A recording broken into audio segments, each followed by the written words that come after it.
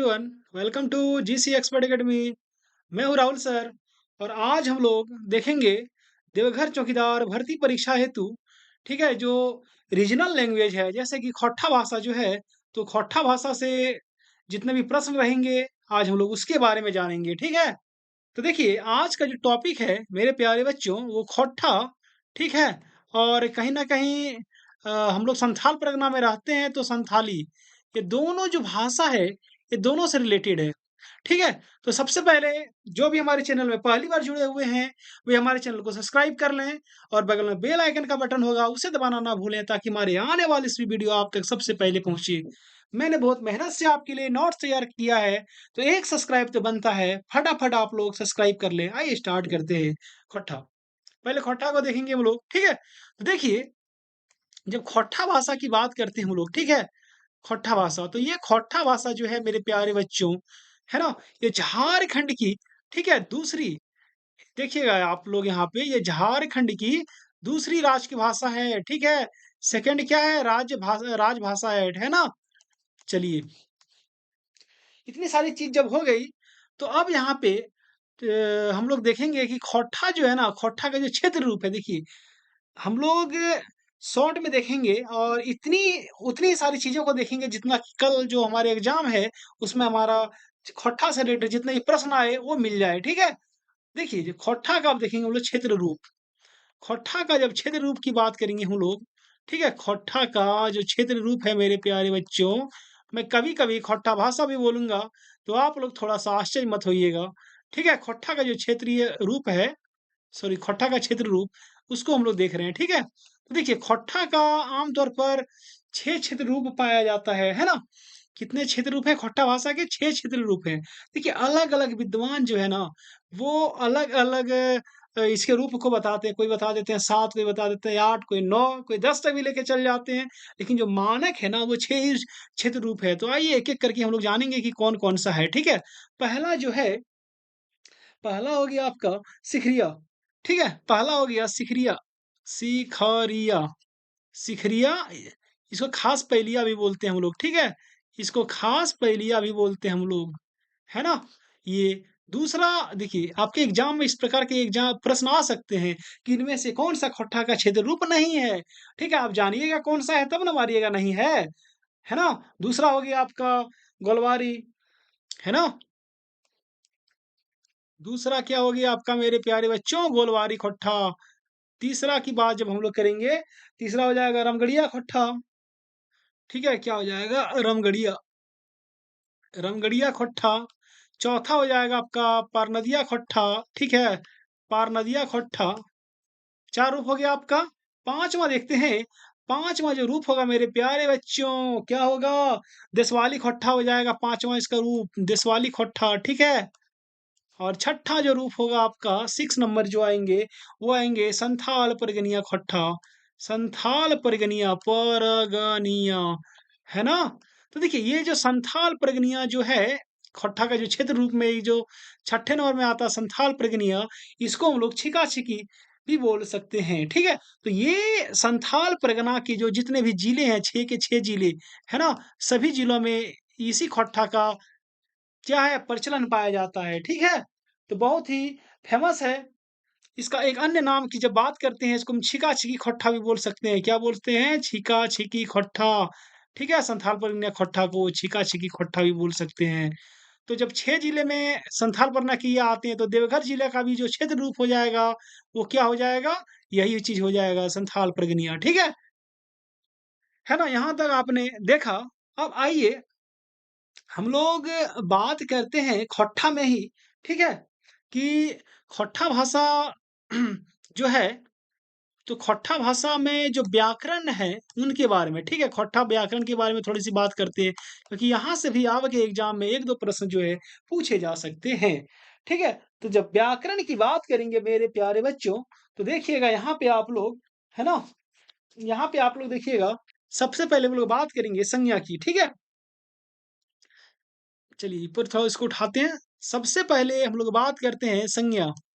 तो देखिए संज्ञा जो है मेरे प्यारे बच्चों, ठीक है, तो संज्ञा का जिस प्रकार से एग्ज़ाम में प्रश्न आते हैं, उनमें अधिकतर इसके भेद पूछे जा सकते हैं या फिर कुछ एग्ज़ाम्पल दे दिया जाएगा कि खट्टा संज्ञा का कौन-सा रूप है। ठीक है? संज्ञा के कौन से भेद के अंतर्गत आते हैं? इस प्रकार के प्रश्न पूछे जा सकते हैं। तो पहले आपको जानना पड़ेगा कि संज्ञा का खट्टा में कितना भेद पाया जाता है। तो देखिए, संज्ञा की जब बात करते हैं खट्टा में तो 5 भेद पाए जाते हैं, ठीक है? कितने भेद होते हैं? 5 भेद होते हैं खट्टा में भी। तो आइए जानते हैं पहले उनके भेद के बारे में। पहला जो भेद होता है, संज्ञा का भेद हम लोग पढ़ रहे हैं, ठीक है? पहला भेद क्या होगा? पहला हो जाएगा जाइतवाचक संज्ञा, ठीक है? क्या हो जाएगा? जाइतवाचक संज्ञा। खट्टा में संज्ञा ऐसे लिखा जाता है, ठीक है? तो देखिए जाइतवाचक जो संज्ञा हो गया, है ना? तो आइए इसके कुछ एग्ज़ाम्पल को हम लोग देखते चलेंगे क्योंकि एग्ज़ाम में इसके एग्ज़ाम्पल से ही प्रश्न बनते हैं।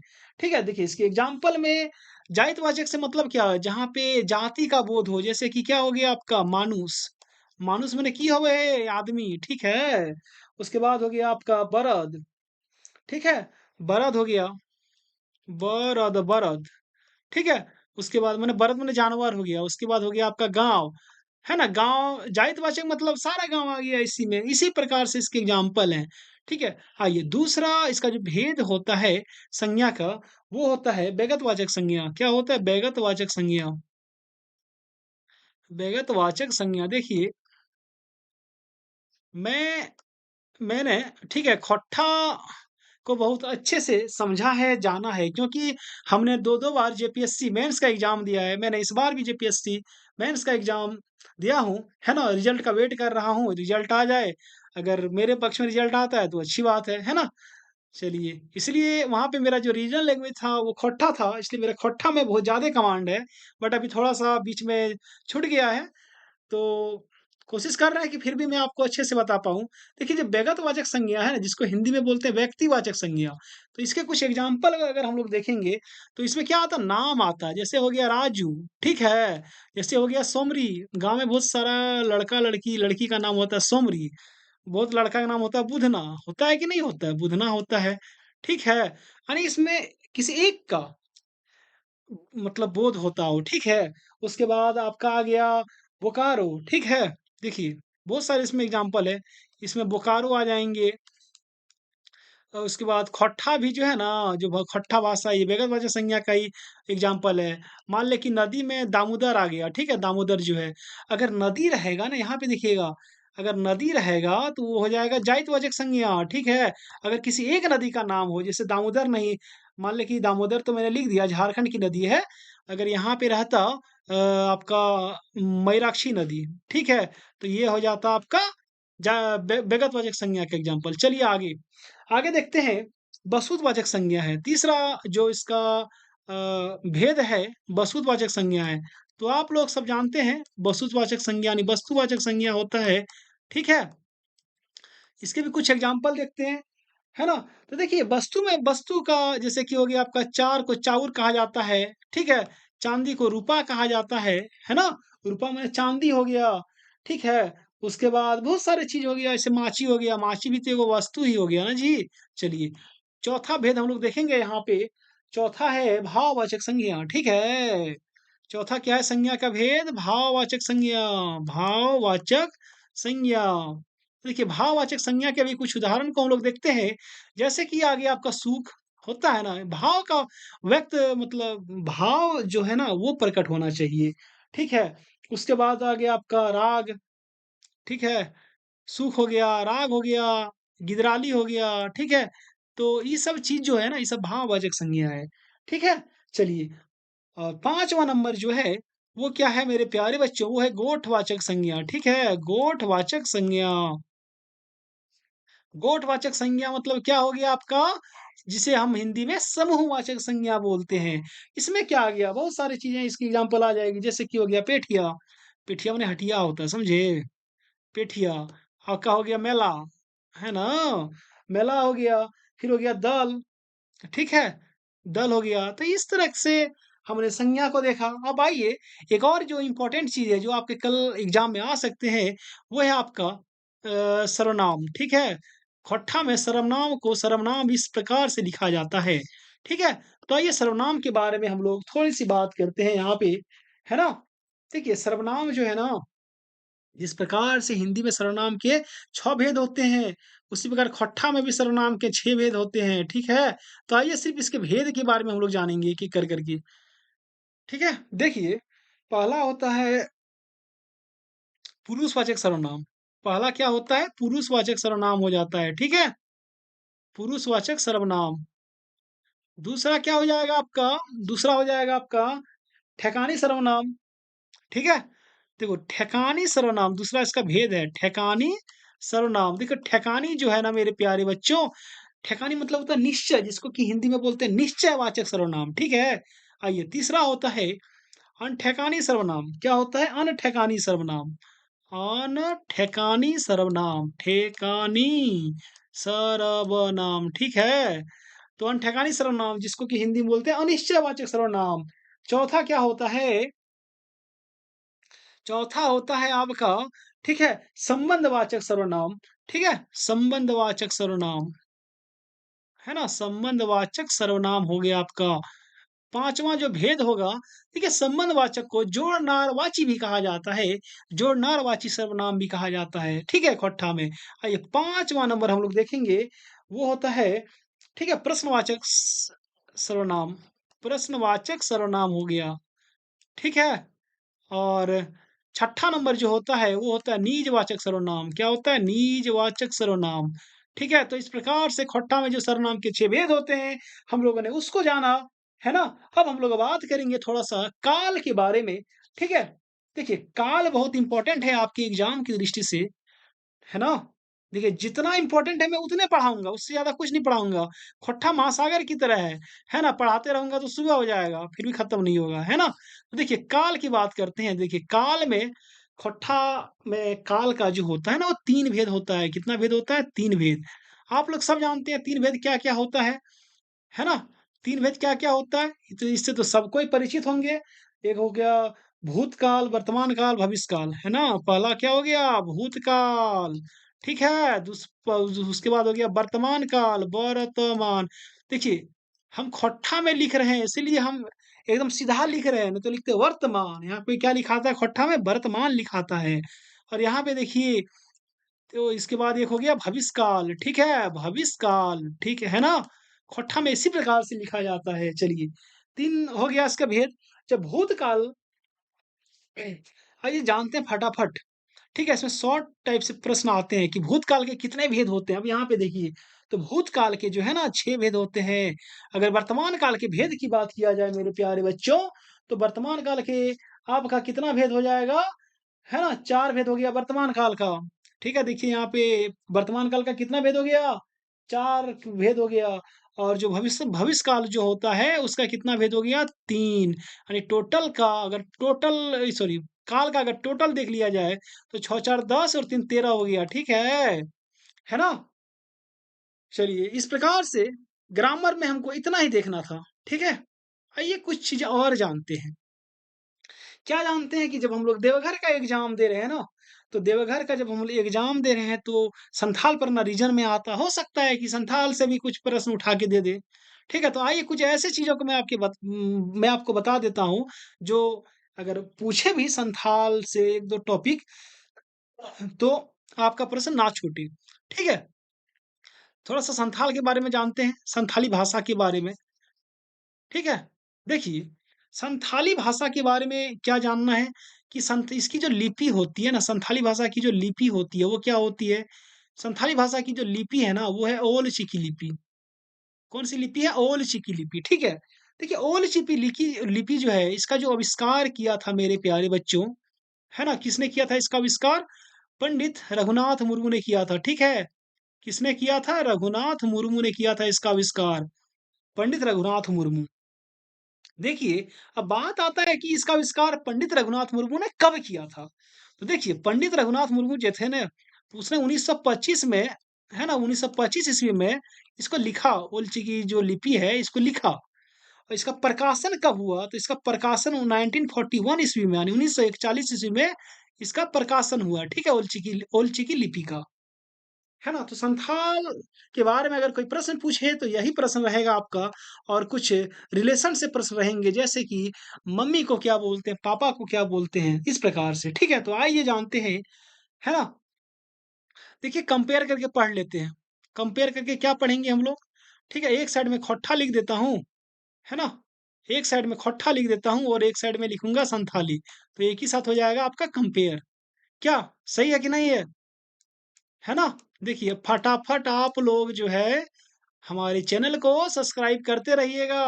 बहुत मेहनत से मैंने नोट्स आपके लिए तैयार किया है। ठीक है? बहुत खोज-खाज के मिला है ये सब चीज़।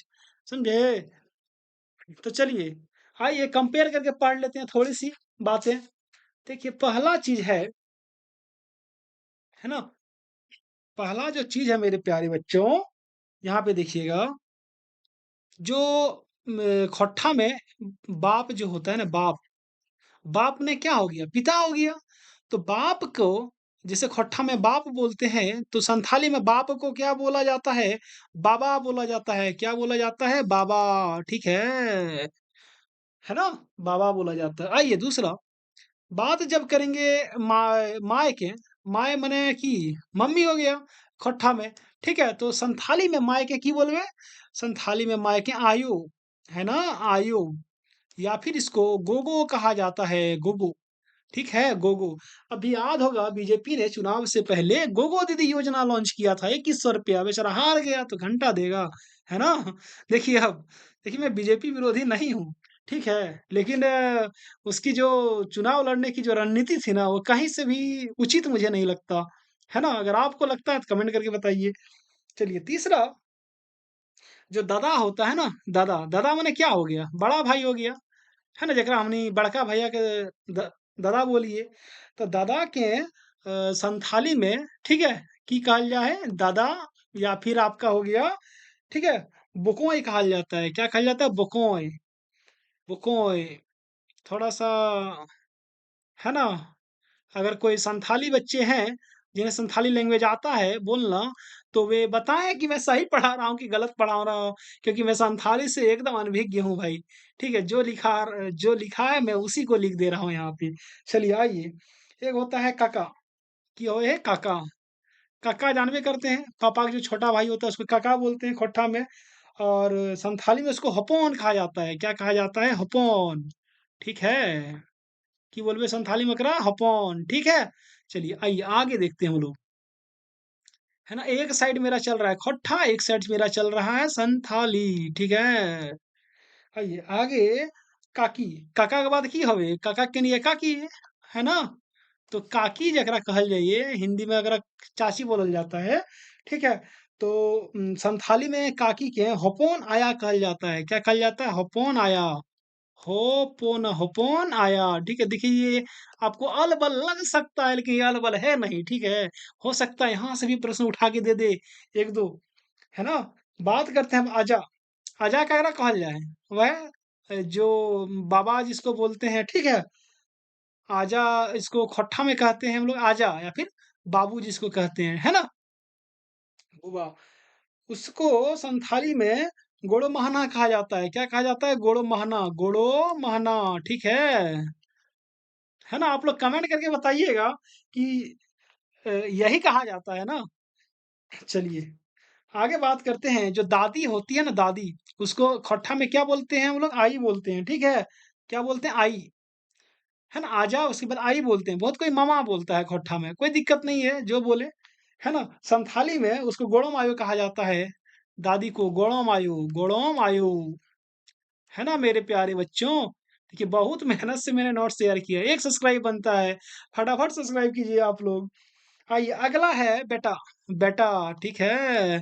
खोट्ठा में जेकरा बेटा कहल जाए है ना, ओकरा संथाली में की कहल जाए देखिए आप, ठीक है? क्या कहते हैं? हपोन कहते हैं। बेटा को भी संथाली में हपोन ही कहा जाता है, ठीक है? चाचा को भी हपोन, बेटा को भी हपोन। और जो पुतोहू होता है, पुतोहू माने समझ ली? ठीक है? पुतोहू माने वही जो बेटा केनिया होता है, पुतोहू हो गया, ठीक है? तो पुतोहू जो होता है उसको संथाली में किमीन कहा जाता है। क्या कहा जाता है? किमीन, है ना? कीमीन, किमीन कहा जाता है। और एक है मामा, मामा जो है ना मामा, यानी मम्मी का जो भाई होता है, उसको मामा बोलते हैं हम लोग, ठीक है? मामा को संथाली में यहाँ पे मामा ही कहा जाता है ना?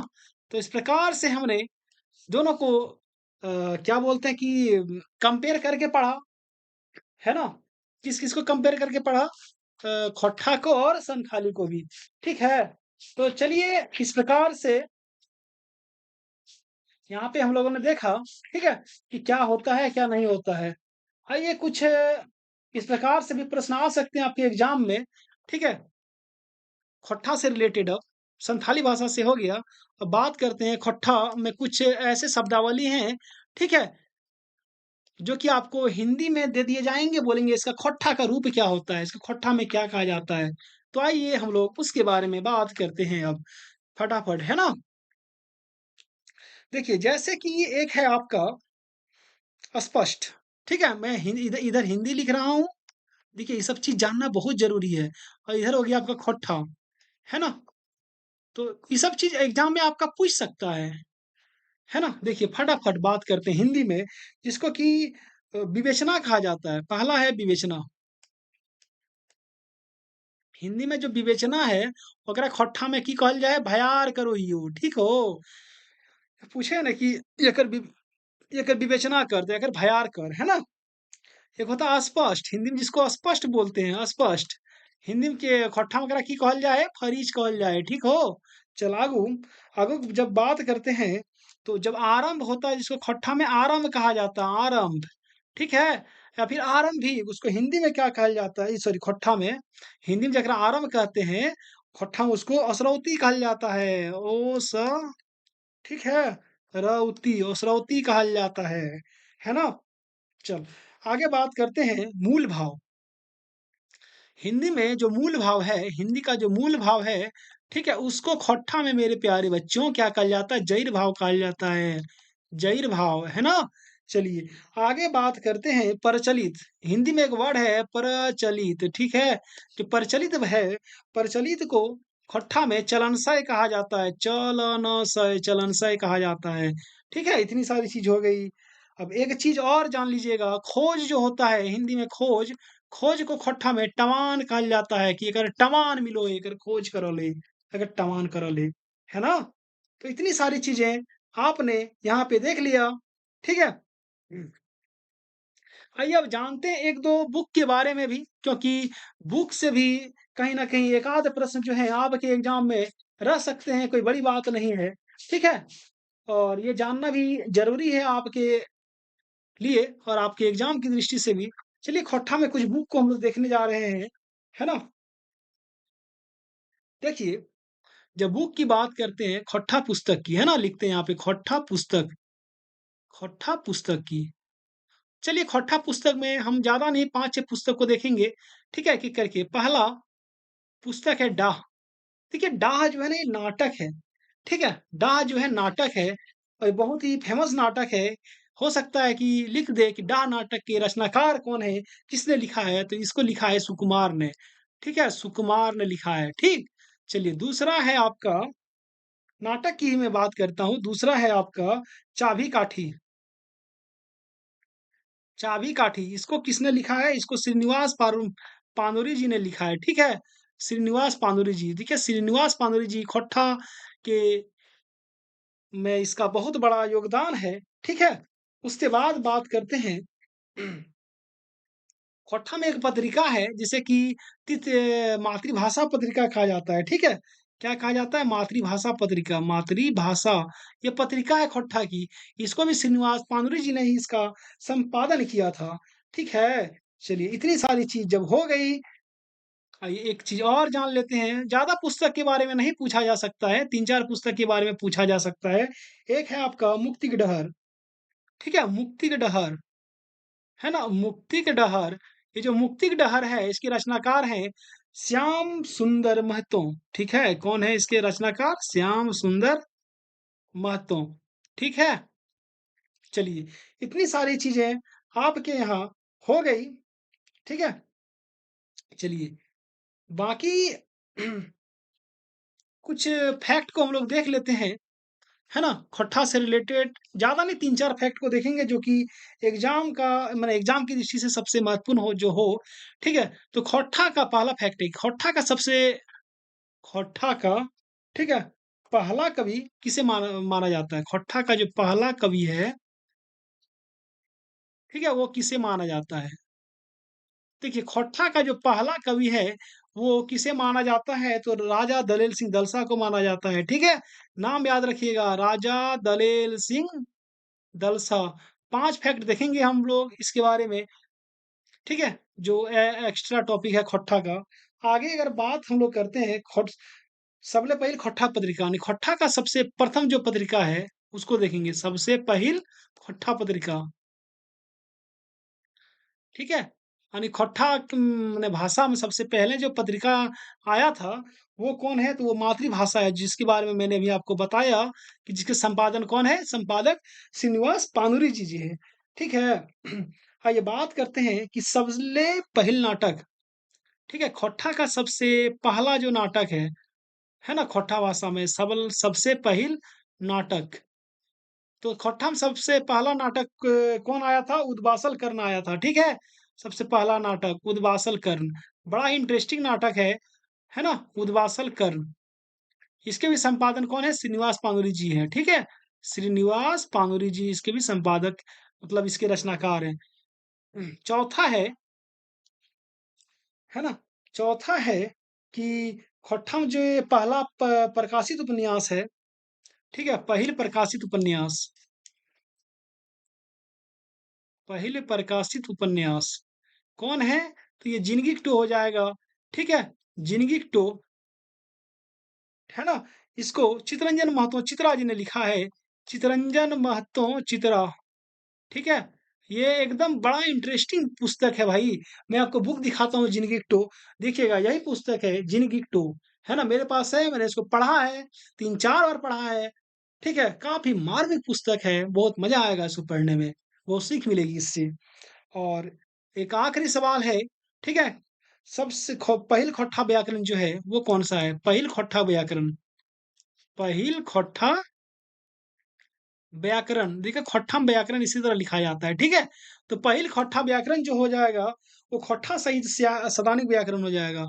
कौन हो जाएगा? खोट्टा सहित, है ना?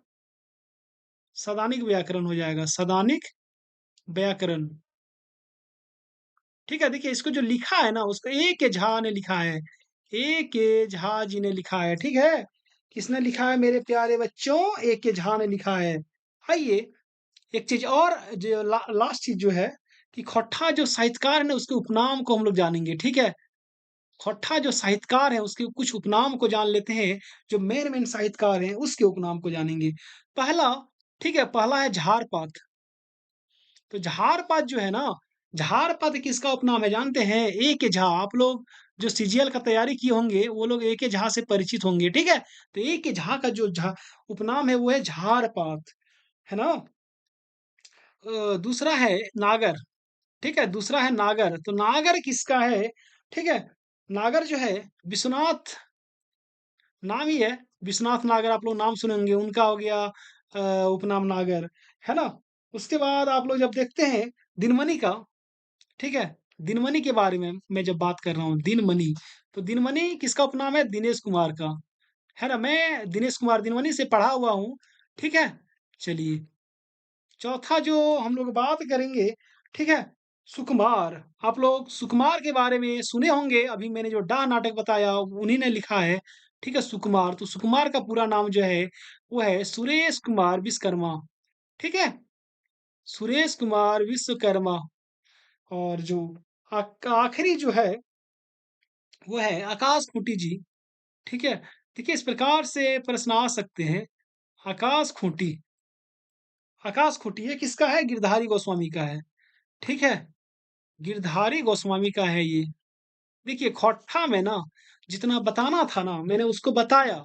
एक चीज़ आप लोग और जान लीजिएगा यहाँ पे, खोट्टा जो है थोड़ा-सा अदर इम्पोर्टेंट फैक्ट है, ठीक है? अदर इम्पोर्टेंट फैक्ट, ठीक है? बोल रहा था मैं सही से लिखता। यहाँ पे देखिएगा, खोट्टा जो लिखा जाता है ना अभी खोट्टा में जो लेखन होता है ना, ठीक है? खोट्टा के लेखन जो हवे वो इस समय वो देवनागरी लिपि में ही होता है, ठीक है? कौन लिपि में होता है? देवनागरी लिपि में होता है। खोट्टा की अपनी लिपि है तो सुन लीजिए, खोट्टा की अपनी लिपि है, खरुष्टी लिपि, लेकिन उसका जो है ना अभी तक उससे ज़्यादा पुस्तक मतलब छपा नहीं है, है ना? क्योंकि ज उससे बहुत लाभ है, बहुत हानि भी है, ठीक है? और उसको भी विकसित होने में बहुत समय लगेगा, जिस कारण से अभी इसका वो लिखान जो लेखन होता है, वो देवनागरी लिपि में ही होता है, ठीक है? बाकी हॉटमा से जितने भी सारे प्रश्न पूछे जाएँगे, ठीक है? मुझे उम्मीद है, हमारे इसी वीडियो से रहेंगे, अगर 1-2 बाहर से भी रहते हैं, तो आप लोग सक्षम हैं कि खट्टा से रिलेटेड जितने भी क्वेश्चन पूछे जाएँगे, वो कर लेंगे।